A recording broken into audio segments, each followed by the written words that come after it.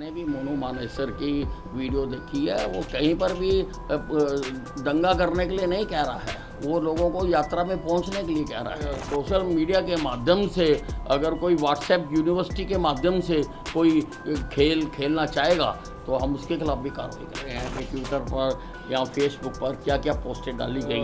41 FIR हम दर्ज कर चुके हैं और 116 लोग केवल नू में गिरफ्तार किए हैं। वहाँ पर पत्थर इकट्ठे किए गए हैं, गोलियां चलाई गई हैं, हथियार इकट्ठे किए गए हैं, लोग इकट्ठे किए गए हैं, तो पर किसने की है, कौन है इसके पीछे? हरियाणा के नूह से शुरू हुए सांप्रदायिक तनाव और हिंसा की आग हरियाणा के कई जिलों में फैल गई। नूह के अलावा पलवल, गुरुग्राम, फरीदाबाद जैसे कई जिलों में हिंसा देखने को मिली। बता दें कि विश्व हिंदू परिषद पिछले कुछ सालों से ब्रजमंडल यात्रा निकालती है, जिसमें औसतन 20,000 लोग शामिल होते हैं। इसी यात्रा में शामिल होने का ऐलान किया था मोनू मानेसर ने। खुद को गौरक्षक बताने वाला मोनू मानेसर राजस्थान के भरतपुर में हुए नासिर और जुनैद हत्याकांड में आरोपी है और राजस्थान पुलिस के मुताबिक फरार अपराधी है। कहा जा रहा है कि मोनू के फेसबुक पोस्ट से ही इस बवाल की शुरुआत हुई। मुस्लिम समुदाय के लोगों ने कहा कि अगर मोनू इस यात्रा में शामिल होगा तो वो विरोध करेंगे। हालांकि मोनू मानेसर इस यात्रा में शामिल नहीं हुआ, लेकिन यात्रा 1 किलोमीटर ही आगे बढ़ी थी कि नूह के खेड़ला गाँव में भीड़ ने पथराव और आगजनी शुरू कर दी। शिव मंदिर में लोग छुपे तो मंदिर को भी नुकसान पहुँचाया गया। से नियंत्रण में है।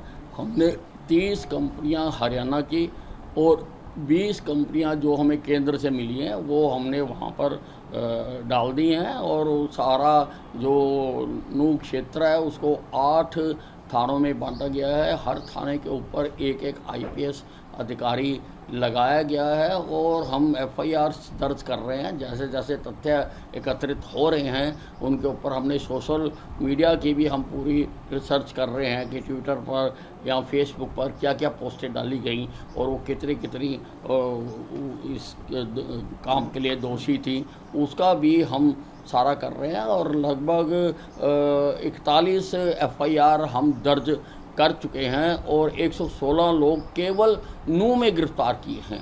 कुछ लोग रेवाड़ी में, गुड़गांव में और जगहों पर भी गिरफ्तारियां की गई हैं। तो अभी कौन कौन से डिस्ट्रिक्ट्स हैं सर जिनमें 144 है या कर्फ्यू है, क्या क्या? नहीं, कर्फ्यू तो केवल नूह में है, लेकिन बाकी जगह भी हमने 144 लगाई है और वहाँ के डिप्टी कमिश्नर्स को अधिकृत किया है कि स्थिति को देखते हुए अगर वो उसको कन्वर्ट कर्फ्यू में करना चाहें तो कर ले। हमने उनको ऑथोराइज किया है। सर, इसके पीछे मास्टरमाइंड क्या लग रहा है आपको, कौन हो? देखिए, ये सारी जब जांच हो जाएगी उसके बाद पता लगेगा। एक चीज़ तो निश्चित तौर पर कही जा सकती है और हर व्यक्ति कह रहा है कि इतना बड़ा बवाल एक दिन में नहीं हो सकता, किसी हादसे से नहीं हो सकता। इसके लिए किसी न किसी ने प्लानिंग की है, किसी न किसी ने लोगों को इकट्ठा किया है। अलग अलग स्ट्रेटेजिक पॉइंट के ऊपर वहाँ पर पत्थर इकट्ठे किए गए हैं, गोलियाँ चलाई गई हैं, हथियार इकट्ठे किए गए हैं, लोग इकट्ठे किए गए हैं, तो पर किसने की है, कौन है इसके पीछे? हम उसकी पूरी जाँच करेंगे और हम प्रदेश और देश के सामने उसको बेनकाब करेंगे जिसने ये सारा खेल खेला है। तो BSP की तरफ से पूरे भारत में एक प्रोटेस्ट की कॉल दी गई है शाम को, दोपहर को, तो हरियाणा में भी इस तरह की अगर नहीं, वो सबको अपनी बात कहने का अधिकार है और आप जानते हैं कि एक्शन का रिएक्शन होता है, ये प्रकृति का नियम है, लेकिन वो बिल्कुल शांतिपूर्ण तरीके से हो ऐसा हम सबको कहना चाहते हैं कि वो अपनी आवाज़ उठाएं। वो सबको अधिकार है, लेकिन वो शांति को बनाए रखें, कानून व्यवस्था के साथ कोई खिलवाड़ ना करें। सर, कितने इसमें सारे अभी तक कैजुअलिटी कितनी है और जो इंजर्ड हैं क्या वो सारे सेफ हैं? कल तक 5 थे, लेकिन अभी समाचार आया है कि एक और डेथ हो गई है, तो उसका भी हम